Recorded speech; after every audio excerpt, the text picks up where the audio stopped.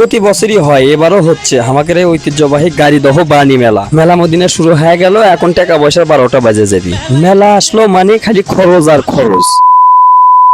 Hello guys, আসসালামু আলাইকুম। আশা করি সকলে ভালো আছেন। আপনাদের সাথে আছি আমি রকিবুল্লাহ খান। আজকে আমরা মেলাতে যাচ্ছি। মেলাই তো কয়, মেলার তো আর দ্বিতীয় কোনো নাম হয় না, তো আমরা মেলাতেই যাচ্ছি। বগুড়া সাতমাথা থেকে 18 কিলো দক্ষিণে শেরপুর থানার অন্তর্গত গাড়িদহ ফ্লাইওভার থেকে 1 কিলোমিটার পূর্বে করতা নদীর তীরে আমাদের এই মেলা অবস্থিত। তো চলেন এখন আমরা পুরো মেলাটা ঘুরে ঘুরে আনা দেখবো।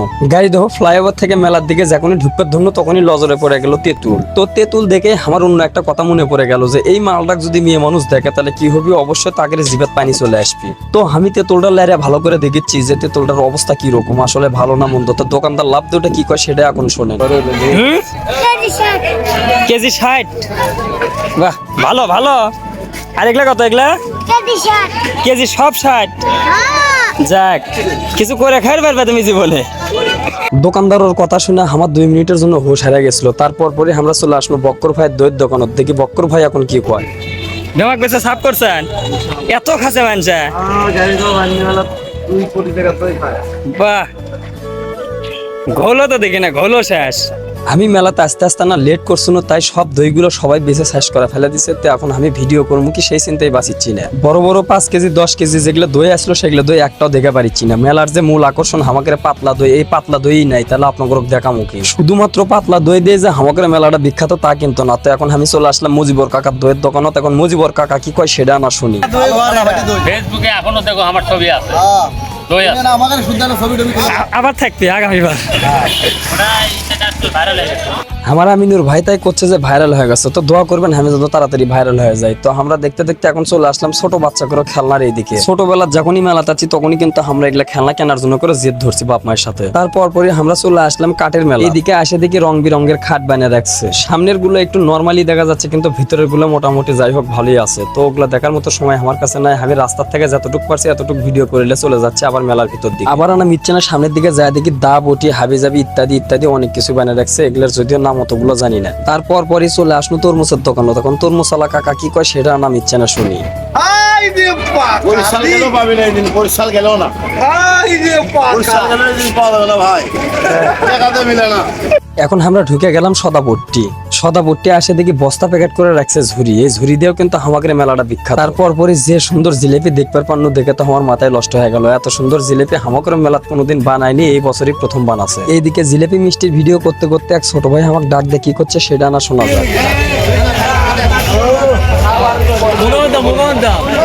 ঢালো অঙ্কায় ঢালো একটা ফুরকন লাগাও। তো যাই হোক, আমি মেলাতে এসে খুঁজির জন্য হচ্ছে বড় মিষ্টি, মাছ মিষ্টি বা শাপলা ফুল বানিয়ে রাখছে সেরকম ধরনের মিষ্টি খুঁজতেছিলাম। এই দোকানে দেশে না দেখতে পারলো দেখে আমার আত্মাটা ভরে গেছে। না খাইতে আমার আত্মা ভরে গেছে। তো সেজন্য করে আমি আর খানো না বা কিনবো না, কেনার সময় অনেক আছে। এখন আমরা চলে আসলাম কালাইয়ের দোকানত এসে দেখি সিরিয়া মাপিচ্ছে। সিরিয়া পাতলা দই আর ফাটা কালাই, এই দিয়ে আমাদের মেলাটা বিখ্যাত। তারপর পরে আমি চলে আসলাম পাকার দোকানত এসে পাকা দেখিচ্ছি। আর মনে হয়ে গেল যে গরমের দিনে যে লোডশেডিং করে তাতে করে একটা পাকা কিনে নিয়ে গেলে পরে বাতাস খাওয়া যাবে। পাকার দোকান থেকে বাইর হয়ে আমরা যখন ওই পারে যাবার ধরছিল তখন দেখি যে সব ভিড়ের ভিড় না, ঠেলা গুতা খাতে খাতে কাম সারা। মনে হয় যে এক পর্যায়ে মারামারি হচ্ছে, এই পর্যায়ে ঠেলা ঠেলি। 1.5 ঘন্টা সময় লেগে গেল আমার 5 মিনিটের রাস্তা না সে রাস্তা পার হতে। তারপর পরে আমরা চলে আসলাম ফুচকা হাউসে এসে ছেলে মেয়ে সবকিছু দিয়ে ভরপুর। যদিও আজকে পুরুষ মেলা কিন্তু তারপরও মহিলাদের ভরপুর হয়ে গেছে পুরো মেলা। ফুচকা পট্টির উপর দিয়ে চলে যাওয়া লাগে আমাদের চুরিপট্টিতে এসে যে খেলনাগুলো দেখলো, এই খেলনা দেখে আমার শৈশবের কথা মনে পড়ে গেল যে ছোটবেলা থাকতে আগে কতই না জেদ করছি এগুলো লোয়ার জন্য। এখন বড় হয়ে বুঝবার পারছি যে ছোটবেলাতে আমরা অনেক ভালো আসলো। আবার যদি শৈশবে ফিরে যাবার পারলাম নি তাহলে অনেকটাই ভালো হলো না, কিন্তু সেটা আর কোনোভাবে সম্ভব না। আবার ঘুরতে ঘুরতে চলে আসলাম বাচ্চা কাচ্চাকে বিনোদন জগৎ। যদিও এগুলা বাচ্চা কাচ্চাকে খেলাধুলার জিনিস, কিন্তু এই জায়গা বুড়ো কাদারা উঠে বসে আছে ওই যে দেখে। তারপর পরই চলে আসলাম আমরা বাচ্চারা লাফালাফি পারিচ্ছে এই জায়গা। বাচ্চা কাচ্চা লাফালাফি দেখে আমারও মন চাচ্ছিল যে হামে নেওয়ার ভিতরে উঠে নিচ্ছে না লাফ। এই জায়গা থেকে এখন আমরা যে জায়গা যেমন সে জায়গা গেলে পরে সবারই মনের ভিতর দোলা দিয়ে উঠে। যদিও এর ভিতর ঢুকে আপনাদের দেখান সম্ভব না, তার কারণ ভিডিও করা নিষিদ্ধ। সেই জন্য করে আপনাকে যদি দেখবার মন চায় তাহলে অবশ্যই এসে দেখে যাবে। তারপর পরে আমরা চলে আসলাম গোস্তপট্টিতে আসলাম কিসের জন্য, তার কারণ আপনাকে সবই দেখাচ্ছে, খালি গোস্ত মাছ দেখান বাকি আছে। মেলার থেকে দই মিষ্টি কিনবেন, গোস্ত কিনবেন না তা কি হয়? গোস্ত মাছ সবই কেনা লাগবে, কিনে নিয়ে যে ভরপুর বিনোদনের সাথে খাওয়া লাগবে। গোস্তর পর্ব শেষ করতে না করতে এখন আমরা চলে আসলাম মাছ পড়তে আসে দেখি ইয়া বড় বড় মাছ। তো বন্ধুরা ভিডিওটি ভালো লাগলে বেশি বেশি লাইক কমেন্ট শেয়ার করে সবাইকে দেখার সুযোগ করে দিবেন। সেই সাথে আমার ইউটিউব চ্যানেলটি সাবস্ক্রাইব করতে ভুলবেন না। দেখা হবে পরবর্তী কোনো এক ভিডিওতে। সে পর্যন্ত ভালো থাকবেন, সুস্থ থাকবেন। ধন্যবাদ সবাইকে। আসসালামু আলাইকুম ওয়া রাহমাতুল্লাহ।